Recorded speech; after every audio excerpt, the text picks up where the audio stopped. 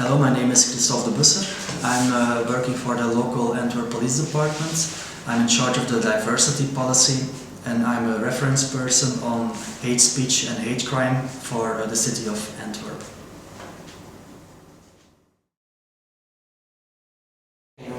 Online hate speech, it's happening in Antwerp, like in every part of the world it's happening. But it's quite a difficult topic to treat as a police, because our legislation is not very clear on that. It's not very clear how to treat it practically as a police, because of course it's not allowed, but in reality not many cases will be treated in the court. And that's quite a big issue, because people know this, police know this, victims know it, and it's a reason not to come to the police. And then it becomes my business when people are afraid to come to the police because they know that nothing will happen with it, or they think nothing will happen with it, although it can be prosecuted. That's an issue, because we really want to reach as many victims as possible. First of all, to trust us, that they can talk at least with us about their problems, and maybe we can refer them to somebody or to an institute or an NGO that can do something with it. We have very valuable partners working with us that are trusted flaggers for online hate speech. When they report it to the social media companies, they have to treat it, they have to delete the provocative talk or even the account from the people who are posting this. But not many people know this.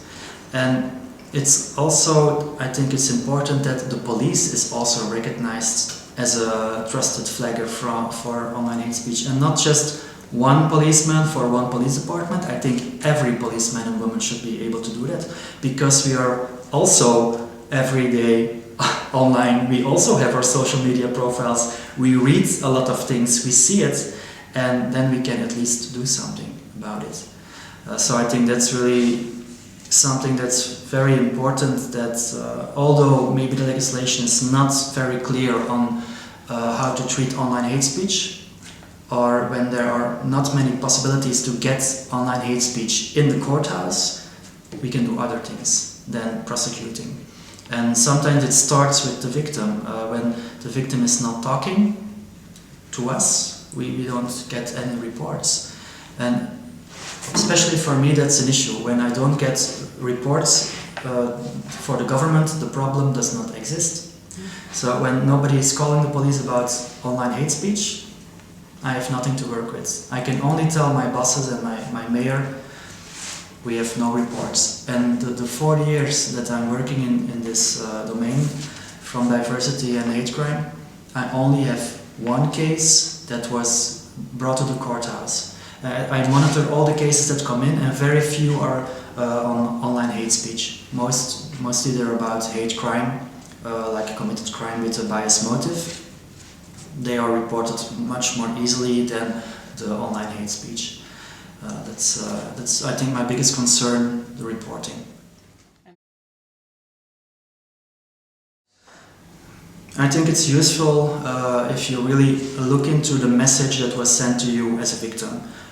Do you think this is against the law? Is it a personal message? Is it a message against a group? Is it from a profile that you know? Is it from an organization? Is it a political motive? What is it? Take a look at it and try to be as objective as possible. And I can imagine it's not easy, because a message like that, it's really personal. It will hit you right on a soft spot and it hurts. But try to look at it, okay, what do I have here? And then you can, if it's possible, think about what am I going to do.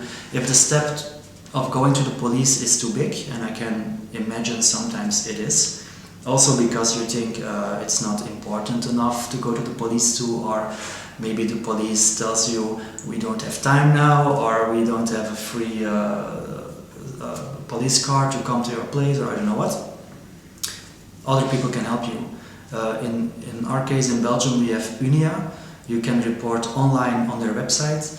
For specific groups we have reporting apps, like for example the LGBT group, we have the Uniform app. You can report hate crime in that app. It's an app where we work together with Savaria on this app. Other groups sometimes are more difficult to reach because they don't have this specific kind of apps, but that's why I think it's so important that NGOs really take care of all the victims that are victimized of online hate speech or hate crime, especially because it doesn't exist. When I'm talking to minority groups or vulnerable groups in our city, that's one of the recommendations I make. Take care of your victims. And maybe it's like very general when I say this, but it's true, because we have our general victim care. Our Belgian law says we have to make it happen at the courthouse, and it happens. It's an official procedure, and every victim has the right to victim care when he or she is victimized of whatever crime he or she is victimized of. And you get a paper, and the procedure is explained on the paper on what can you do as a victim, who can you contact, and how is the follow-up going on in the courthouse. Very general, very basic. But those specific needs, they're not fulfilled. You don't have specific victim care for victims of online hate speech, in this case. You don't have specific victim care for hate crime on LGBTs. It doesn't exist at this moment.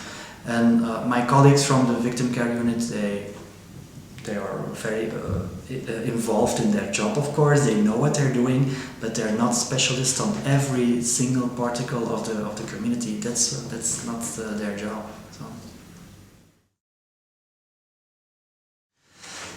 When you are victimized of online hate speech, or in general when you're a victim of an online crime, it's very important that you collect your evidence right away, because we all know the internet, it's very dynamic and everything can be deleted. Our websites can change very, very quickly. When people are sending messages to you and you have them on your telephone, for example, or on your computer, and it might be very personal, don't overreact. I see some victims that receive videos, receive insulting messages, they panic and they delete all. That makes it really difficult for me as a police. When they come to me and they have to tell me, I was victimized, but I panicked, I want to get rid of everything as soon as possible because I don't want to be confronted with this material anymore.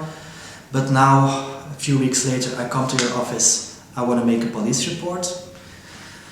I'm very sorry, I have to tell them I cannot do my job, because you can tell me what you want, and although I'm willing to believe you because I can see that you're emotional and I can see that you are really sincere, I need this for my case. And you can save the evidence on a USB stick, you can make a print screen and print it. That's even I think the easiest way. You can take a picture of it with your smartphone. There's so many ways to collect it, but please do it. And if we're talking about hate crime, it's a very important element in proving that hate element in hate crime, that bias motive. Otherwise, it's just a normal crime. And in Belgium, we have a legislation that's quite solid when it's dealing with hate crime and hate speech, because there's a possibility that the judge can double the sentence, a double sentence on the fine and a double sentence for the time in jail. So it's really, really important to gather as much possible elements on proving that hate element, that bias motive.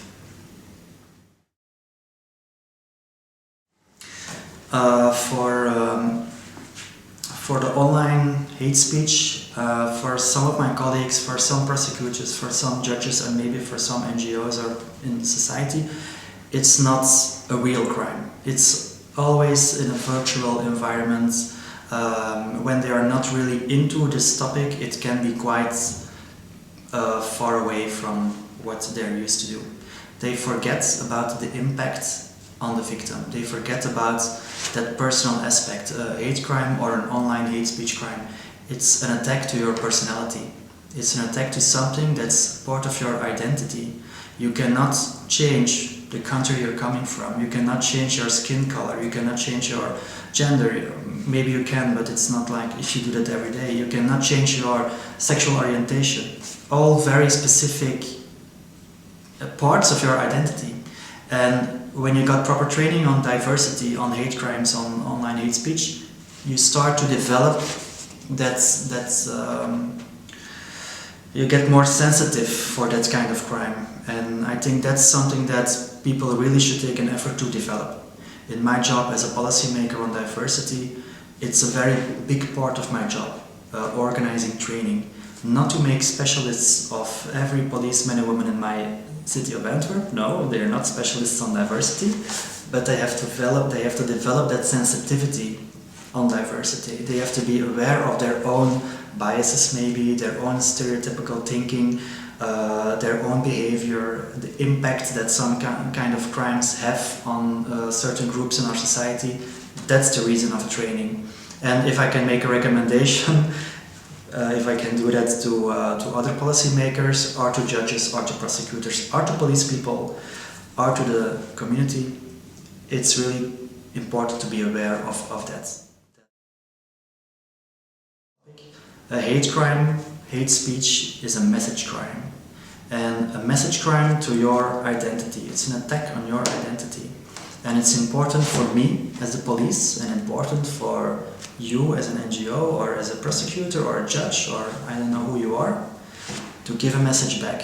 A message back to the perpetrator to say, I do not accept this, I will react to this. That's something that's really important when you give the message back. And because when you're not communicating, you're not giving a message, you are communicating. You are accepting this. You're saying, I don't care.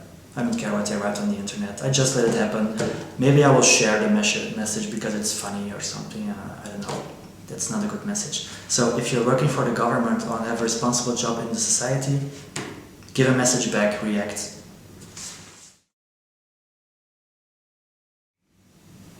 I think the approach to victims is quite similar to all victims of crimes, but maybe it's specific because it's like a crime I was talking about, an attack to your identity. It makes it really sensitive. So I think it's always a good strategy to try to gain trust with the victim. Let him or her talk about what happened, or ask the right open questions so that you get a good sense of what was going on, what really happens, and then do what's possible. And in my case, I think it's really important that you know your partners, that you know who can do what for the victim, or who can do nothing for the victim. And if it's your case and you can do nothing for the victim, say that.